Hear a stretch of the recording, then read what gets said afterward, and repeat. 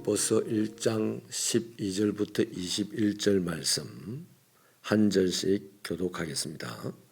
형제들아, 내가 당한 일이 도리어 복음 전파에 진전이 된 줄을 너희가 알기를 원하노라.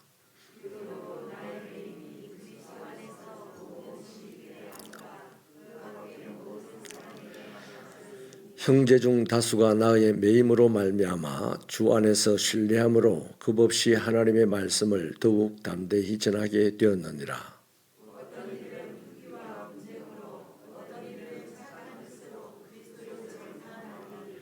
이들은 내가 복음을 변증하기 위하여 세우심을 받은 줄 알고 사랑으로 하나.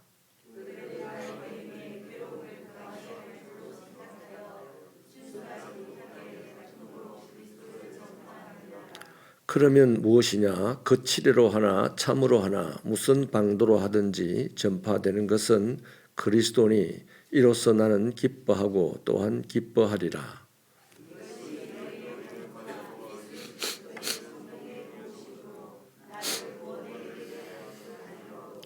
나의 간절한 기대와 소망을 따라 아무 일에든지 부끄러워하지 아니하고 지금도 전과 같이 온전히 담대하여 살든지 죽든지 내 몸에서 그리스도가 존귀하게 되게 하려 하나니.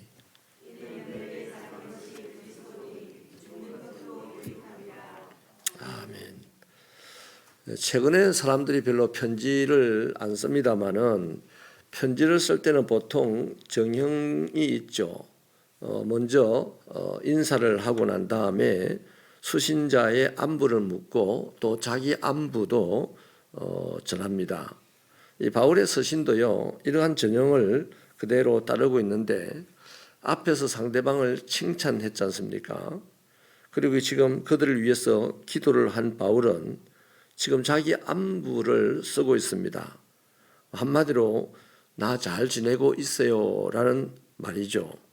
그런데 그 이유가, 자신의 안부, 자기가 잘 지낸 이유가 보통 사람들과는 같지 않다는 겁니다. 여기 너희가 알기를 원하노라 하는 이 표현은 1세기의 개인 서신에서 늘 쓰였던 말인데, 당시 개인 서신에서는 제가 건강하게 잘 있다는 것을 아시기 바랍니다 하는 식의 표현을 항상 넣었다고 그래요.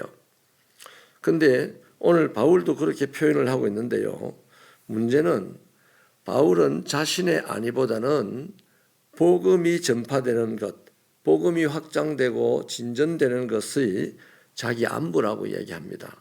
그러니까 복음이 잘 전파되고 있으니 자기는 잘 살고 있다는 얘기죠. 현실적으로 볼 때 바울이 로마 당국에 의해서 체포를 당했습니다. 이때 사람들은 바울의 사역이 다 끝났다라고 생각을 할 것이고, 특히 이 빌립보 성도들은 아이고야 이제 바울이 다 끝나고 죽는다 하는 생각을 했을 것입니다. 그러나 바울은 다른 이유가 아닌 그리스도인이라는 이 사실 때문에 체포를 당하여서 감금이 되어 있는, 가택연금이 되어 있는 상태였습니다. 이런 사실이 온 시대와 황제의 군대와 그 주위에 다 알려졌습니다. 이 소식을 들은 사람들이 주님을 신뢰하고 더 담대하게 하나님의 말씀을 전하는 그런 분들이 생겼다는 것이죠. 바울은 자신이 자유를 빼앗겼다는 사실은 전혀 중요하지 않은 것처럼 언급도 하지 않습니다. 자기가 갇힘으로 말미암아 복음이 전파되게 되었으니 이 일이 잘 풀리고 있다, 나는 잘 있다, 이 말입니다. 그런데요, 여기 보니까 많은 사람들이 복음을 전하려고 일어났습니다. 그들이 그렇지만 바울에게 다 호의적인 것은 아니었죠.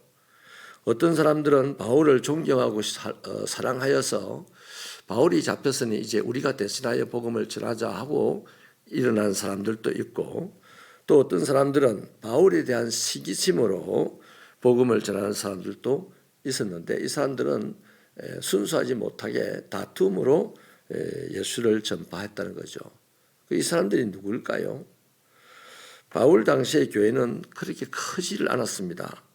하지만 아무리 작은 공동체 내에서도요, 항상 몇 사람만 모여도 거기서 내가 제일 낫다, 내가 제일 잘한다, 내가 제일 높은 사람이다, 내가 박수를 받아야 된다, 이렇게 생각하는 사람이 꼭 있기 마련입니다. 우리 교회도 있죠. 그가 누굴까요? 오늘 새벽에 잘 생각해 보세요. 본인 사실을. 하여튼 사람만 모이면 내가 제일 낫다, 내가 인정받아야 된다, 내가 박수 받아야 된다는 사람들이 있거든요. 로마의 교회가 그 당시 어느 정도 크기였는지 정확하지는 않지만 이 바울이 당한 일에 대한 소식이 퍼져나가자 이 로마가 교회가 되어 있었단 말이죠. 그런데 바울이 지금 로마에 왔습니다. 로마에 와서 지금 예수 전파하려고 왔다. 우리 지금 예수 잘 믿고 예수 잘 전하고 있는데 저 사람이 이 동네에 왔다. 근데 오자마자 어떻게 잡혔다 하는 거죠. 그래서 이 사람들은 이 복음을 시기하는 마음으로 내가 바울보다 더 큰 자다라는 것을 알려줄 때가 왔다고 생각하는 사람도 있을 수 있습니다. 그리고 더 큰 가능성은요, 바울이 로마 당국에 체포되었다는 사실 자체가 교회의 부끄러움이라고 여기는 사람들도 있을 수 있어요. 이를테면 오늘 우리로 치면 아직 유무죄가 결정이 안 났는데 경찰에 지금 구금을 당하는 가운데 조사를 받고 있는 사람이 있다 칩시다. 그럼 미결수인데도 불구하고 그런 사람이 어떻게 복음 사역자라고 말할 수 있겠어? 이렇게 이제 선제적으로 오해를 하는 사람들도 있겠죠. 여하튼 간에 같은 신앙을 공유하는 사람이라고 하더라도요, 모두가 다 바울에게 우호적인 것은 아니죠. 제가 하는 이 사역에도 스타트 300이라는 성경 읽기 사역을 하는데 다 우호적이지는 않잖아요. 뭐 하려고 그걸 합니까? 예배 잘 드리면 되지라는 분도 있을 수 있어요. 순례의 길 40도 아침마다 저녁마다 자기도 피곤하고 우리도 피곤하고 뭐 하려고 합니까? 그것도 우리가 주일 예배를 안 드립니까? 뭐 헌금을 안 합니까? 이렇게 생각하고 우호적이지 않는 분도 있어요. 공동체 안에는 다 그런 경우가 있다는 것입니다. 그런데요, 바울은 그럼에도 불구하고 자기와 뜻을 같이 하고 자기가 체포당했다니까 안타까운 마음으로 분연 일어나서 담대하게 복음을 대신해 전하는 사람도 있고, 요 기회에 봐라, 바울은 아무것도 아니잖아, 로마 교회의 장로인 내가 바울보다 훨씬 더 신령한 사람이야 하고 안 하던 그 일을 이제 바울 때문에 일어나서 복음을 전하는 사람들도 생길 수 있고 그렇다는 거죠. 그런데 바울은 그러한 일들로 인해서 기쁘다 이렇게 말합니다. 여러분, 바울에게는 사람들이 자기에게 우호적이냐 우호적이지 않느냐, 자기를 지지하느냐 지지하지 않느냐 하는 것은 아무 문제가 아니었습니다. 자기가 자유를 박탈당한 지금 이 상태도 아무 문제가 아니었던 거죠. 바울에게 정말 중요한 문제는 복음이 전파되는 것이었습니다. 그래서 어떤 상황에서도 복음이 전파되는 상황이라면 그것은 바울의 기쁨으로 채워지게 되는 거죠. 바울은 항상 기뻤어요. 내가 잡혀있든지 잡혀있는 나를 대신해서 누가 복음을 전하고 또 나를 반대해서 그 사람이 우위에 서려고 복음을 전하고 어쨌든 간에 복음이 전해지면 그것으로 족하고 기뻐했던 사람이 바울이었습니다. 여기 19절에서 말하는 구원이라는 말은 그의 죽음 이후에 얻을 영원한 이 생명에 대한 기대를 포함하는 것이기도 합니다만은 전체적인 문맥으로 보면 자신이 무죄로 판명되고 풀려날 것이 확실하다는 뜻이 더 강합니다. 그래서 바울은요, 어쨌든 자기가 재판을 받게 된 것을 억울해하거나 불행하다고 여기지 않았습니다.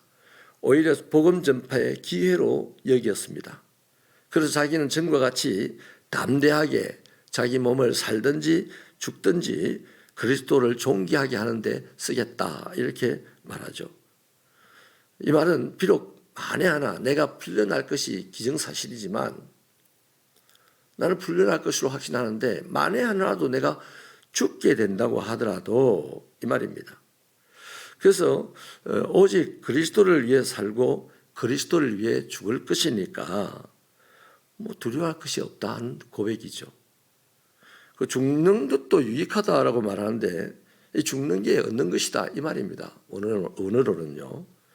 거의 풀릴 것이 확실한데 만약에 내가 죽게 되더라도 그게 남는 장사다 이 말입니다. 내게 이문이 남는다. 다시 말하면 복음이 전파되니까 훨씬 더 유익한 거다 이 말이죠. 우리는요 이 본문이 바울의 개인적 편지의 전형을 띠고 있다는 것을요 잊으면 안 됩니다. 자기 안부를 전하는 이 편지라는 것을 기억해야 합니다. 그러니까 크게 아픈 곳 없이 잘 지냅니다. 또 먹고 자는데 별 문제가 없습니다. 이렇게 한 표현이요. 이렇게 체포를 당했는데도 복음이 잘 전파되니까 너무너무 기쁩니다. 라는 안부를 지금 말하는 겁니다. 그러니까 여러분 내가 체포당했습니다. 여러분 내가 구금당해서 지금 억울합니다. 난 참 불행합니다. 이런 말이 아니에요. 지금 나는 체포당해서 구금당해서 홀로 갇혀있는 몸이지만 복음이 전파되고 된다고 하니까 난 너무 기쁩니다. 이 안부를 성도들에게 준다는 거예요. 지극히 개인적인 편지임에도 불구하고 자기의 안위의 안부가 아니라 하나님의 안부를 전하더라는 겁니다. 여러분 요게 오늘 우리 시대에 너무나 개인화되어 있고 너무나 자유화되어 있고 너무나 자기 중심적인 신앙생활하는 그리스도인으로 가득 차 있는 이 시대에 우리에게 주는 중요한 포인트가 되겠습니다. 우리의 안부를 알릴 때에 과연 예수님의 안부는 얼마나 생각해 봤는지, 내 상황을 토로할 때 지금 주님의 상황은 어떨까를 생각해 봤는지, 내가 아플 때 누군가 아픈 사람이 있지는 않는가 생각해 본다든지 이런 것들이 바로 우리를 신령케 하는 것입니다. 기도를 열심히 한다. 예배를 열심히 한다. 그건 신령한 거 아닙니다. 그건 당연한 겁니다. 그리스도인이기 때문에 기도 당연히 해야 됩니다. 그리스도인이기 때문에 예배 당연히 드려야 됩니다. 그런데 기도하는 사람이, 예배 드리는 사람이 내 환경만 토로하게 아니라 다른 사람의 환경도 살펴볼 줄 알고 내 형편만 지금 집중해서 보는 게 아니라 하나님의 눈길이 어디가 있는지 보고 하는 것, 이런 것들이 신령함입니다. 인정하시면 아멘. 우리가요 이 우주선을 띄울 때, 한국이 지금 우주선 띄운다고 여러 번 실패를 했지 않습니까? 그 대기권 올라가는 그 부분에서 다 터져버리고 뭐 문제가 생기는 거예요. 저와 여러분의 신앙도 바울이 뭐 삼청천에 올라갔다 왔다 뭐 이런 건 잘 알고 있는데요. 그게 뭔 얘기겠습니까? 하늘이 세 개가 있는데 몰라요. 그건. 언제 누가 세 개인지 봤습니까? 그렇게 풀이하는 건 이 머리로서 풀이하는 것이고, 우리가 하나님을 향해서 하나님을 만난 마음이 있고 또 하나님을 영접했고 하나님 안에서 지금 세상을 살아내는 사람으로서 하나님 안에서 세상을 살려고 하니 온갖 어려움이 닥쳐오는데 그 어려움 가운데서 결심하고 가다가 어려움은 탁 잡아지고 결심하다가 어려움은 탁 포기하고 이러지 않고 그 어려움 가운데서도 그분과 함께 꿋꿋이 가다 보면 새로운 세계가 열리는 거죠. 새로운 우리들의 신앙의 장르가 열리는 거죠.